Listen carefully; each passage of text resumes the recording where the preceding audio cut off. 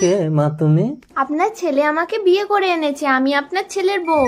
বৌমার হাতে ভাত খাবো? কনা তুই মর এবার। ওই ভাত খাবেন না বাবু। কেন খাবে না? ডাক্তার বাবুকে খিচুড়ি খেতে বলেছে, আমি এক্ষুনি বানিয়ে আনছি। এই চাকরানির মতো থাকবি, দে ভাতের থালা দে। হাত ফসকে পড়ে গেছে বৌদিমণি। তোর এত বড় সাহস, তুই ভাতের থালা ফেলে দিলি আসুক আজকের বাড়িতে, তোকে তাড়ানোর ব্যবস্থা করছি। কি হয়েছে রে মায়া? বৌদিমণি আপনার ভাতে বিষ মিশিয়ে দিয়েছিল, সেই জন্য আমি আপনাকে খেতে দেইনি বাবু। কি ছেলে বাড়ি আসলে তুই সব বলবি, তারপর দেখি তোকে বাড়ি থেকে তাড়ায় না বৌমাকে। জ্বালানি ভেতরে এসো অঙ্কন। দাদা বাবু এসেছেন, চলুন। চল। বিষ মাখানো ভাতটা ফেলে দিল চাকরানি। ও জ্বালানি, তুমি কি চাকরানির সামনে ভাতে বিষ ঢেলেছিলে? তার মানে আমার ছেলে আমাকে বিষ খাওয়াতে বলেছে।